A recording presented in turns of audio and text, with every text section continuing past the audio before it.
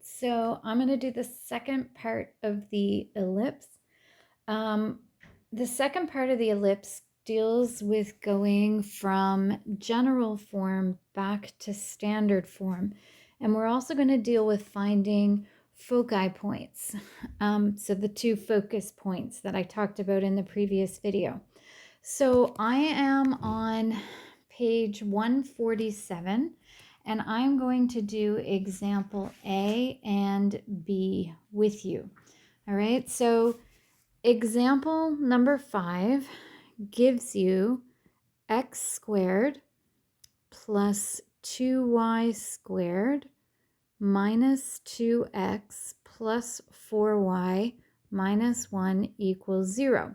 And what they want to know is they want to know what is the center of this ellipse, what is the length of the major and minor axes, and I would even include what direction are they going. Is the major going horizontally or is it going vertically? And the coordinates of the foci of each ellipse. So in order to get all that information, I need it in standard form. So the first thing I'm going to do is I'm going to gather anything that has an x together. And I'm going to gather anything that has a y together. Notice I'm leaving a space. And I'm going to move the constant over. All right.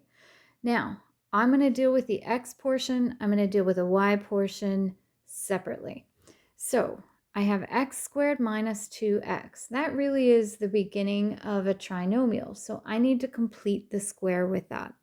So just like when we were doing the circle, I'm going to take the 2, I'm going to divide it by 2, which is 1, and I'm going to square it. So I have to add 1 and subtract 1. So that this part right here is a plus 1. So that is a perfect square trinomial. If I factor that, that's going to be x. There's a minus here, and the square root of 1 is 1. So that's x minus 1 squared. I'm going to take this minus 1, and I'm going to move it all the way over here, and I'm going to add it. Okay? Now, in order to complete the square with the y, there's a problem, because you cannot complete the square when there is a number in front of the y squared. So you have to take that out as a common factor. So if I do that, I'm going to have y squared plus 2y. So now I'm going to complete the square with that. So that is 2 divided by 2 is 1. 1 squared is 1. So I'm going to add 1 and subtract 1. But you completed the square after you took the common factor out. That means that this plus 1 and minus 1 have that 2 out in front of both of those things. The plus and the minus are included in that parentheses. And I can even go equals 2 at this point because 1 plus 1 is 2.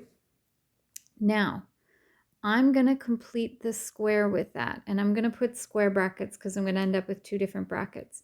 This is now a perfect square trinomial. It is y plus 1 squared. And then I still have the minus 1, and that's all in brackets, and that's equal to 2. So what I have to do here is I actually have to multiply the 2 with the y plus 1 squared. And I don't really do anything with that. I just put it out in front. But this 2 also has to be multiplied with this negative 1, meaning that's minus 2 is equal to 2. Now I can take that constant of minus 2, move it over here, and add it. So I would have x minus 1 squared plus 2y plus 1 squared is equal to 4. I almost have this in standard form. So in order to have it in standard form, I need it to equal 1. So I'm going to divide this by 4, but that means I have to divide this by 4, and it means I have to divide this by 4. So I have 1. The 2 over 4 reduces to 1 over 2, so I would have y plus 1 squared over 2. And this would just remain x minus 1 squared over 4. This is now in standard form right there. So now I can get the information that they wanted off of that. So my center is my h and my k, which is 1 and -1. Now, because your major axis is always your bigger one, it's always your longer one. So this is my a squared, and this is my b squared. So that means that this ellipse is technically opening this way, right? So my center would be at 1 and -1 if I put that on a graph. And because a squared is 4, that means a is 2. And so that means I would go forward 1 square and back 1 square. So the major axis would be 2 units long. And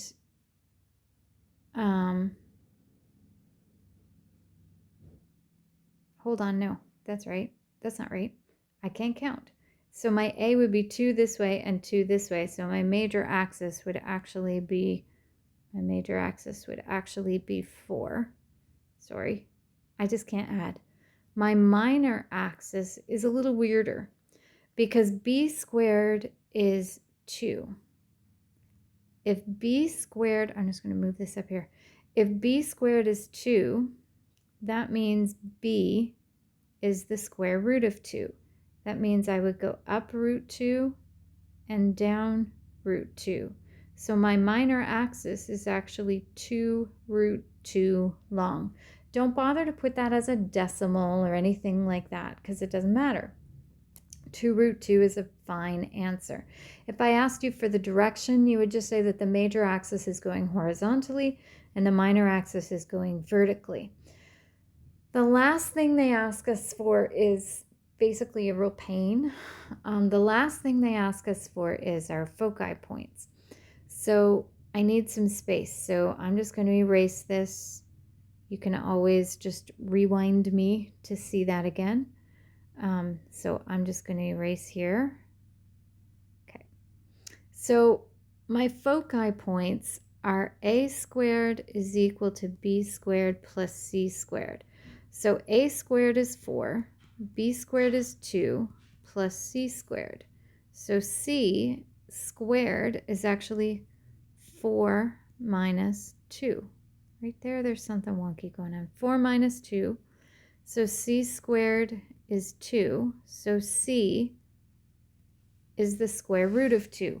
So c, remember, is the distance along my major axis that I go from my center to get to the foci points. So from my center, since it's along my major axis, I would go forward root 2 and I would go back root 2 to get to my points. So my foci points would be this. From the center, and I'm going along the x, so this is going to change my x values. I would go forward root 2. The y would still be -1. That wouldn't change.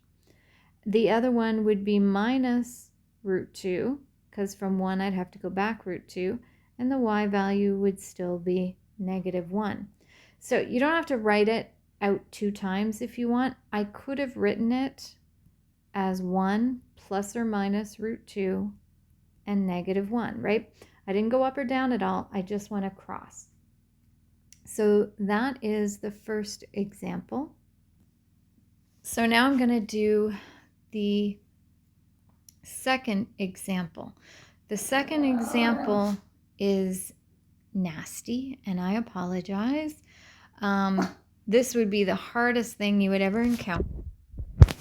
And I most likely would not put it on a test unless I was feeling particularly mean that day. And so, again, it's the same question, but this time they give us 9x squared plus 4y squared. Sometimes I put my hand over that speaker. I don't know what that's doing to the sound. Plus 6x plus 4y minus 23 equals 0.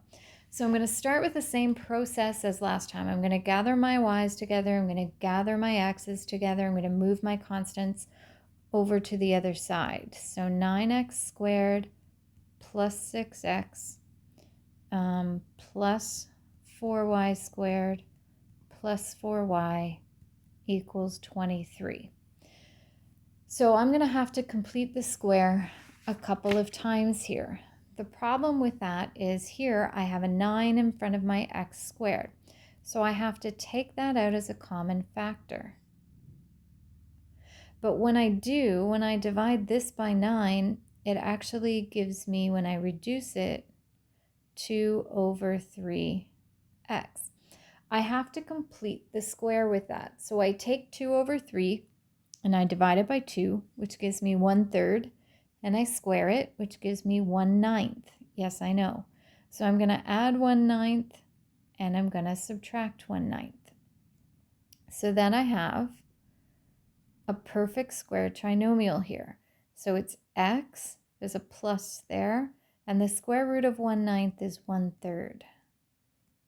And then I still have this minus 1 over 9 here. Now, I'm going to do the same thing with my y's. I need to take the 4 out. Yucky, sorry.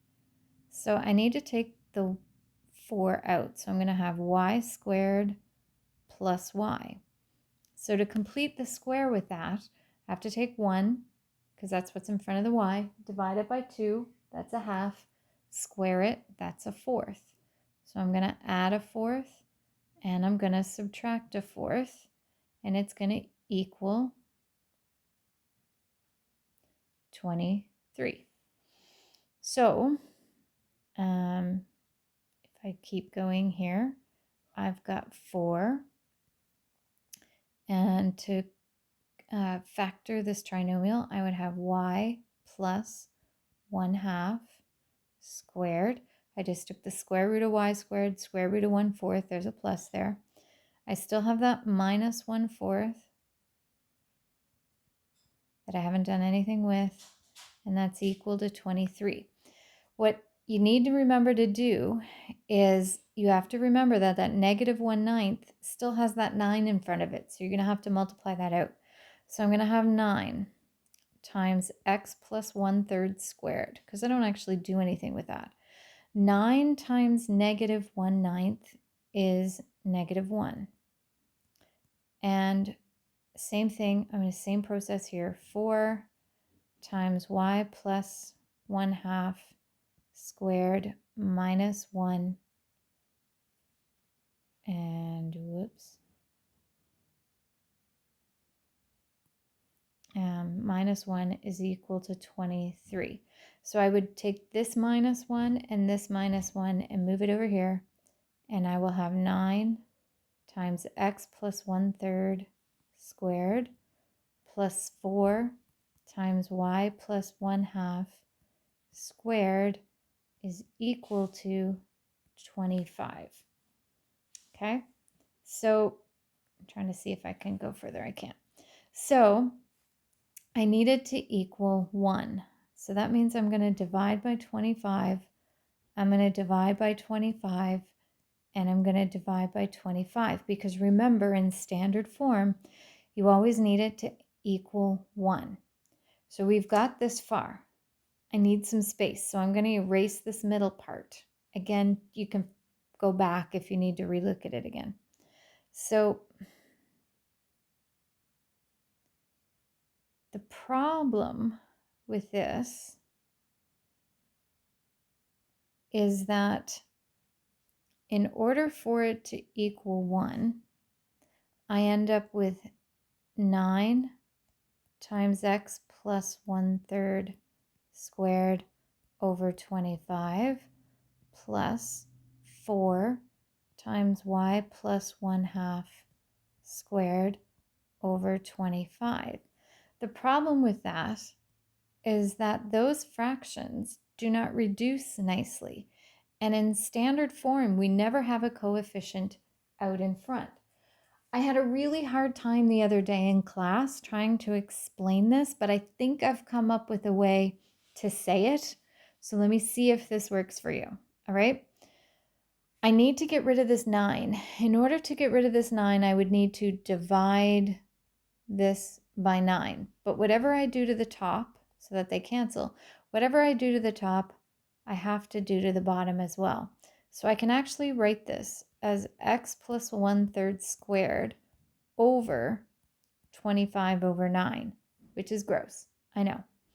Same thing here. If I divide this by 4, so that those cancel, I have to divide the bottom by 4. I hope that helps the person who is really frustrated with me because I wasn't explaining it well. 25 over 4 equals 1. Believe it or not, that is in standard form.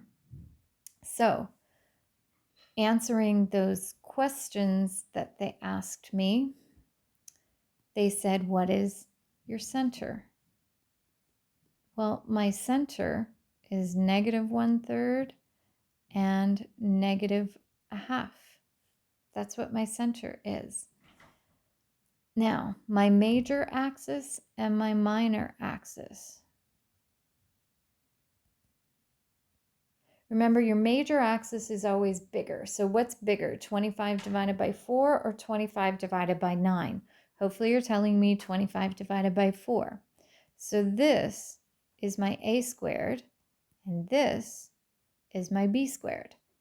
So that means a is the square root of that. Well, the square root of 25 is 5, and the square root of 4 is 2. So that's 5 over 2, or 2.5. So that means my major axis is 5, because 2.5 and 2.5 makes 5. And because it's underneath the y, that means it's actually going vertically. So this is going to be that, egg that looks like it's standing on its end. My b is going to be 5 over 3. So again, I would do 5 over 3 and 5 over 3, which is actually 10 over 3. So my minor axis is 10 over 3. We tend to write it as a fraction, not as a decimal, because as a decimal, that would be 3.3333 forever. So 10 over 3 is easier to write. All right, now the yucky part. And again, I need some space. This is the problem with not having 2 giant whiteboards in front of me. So we need to find foci points. The formula is a squared is equal to b squared plus c squared. So my a squared, my a squared was 25 over 4. My b squared was 25 over 9. Over 9, there we go, plus c squared. Sorry, that was really messy. So I'm going to bring the 25 over 9 over here and subtract. So I would have 25 over 4 minus 25 over 9. Just use your calculator for that.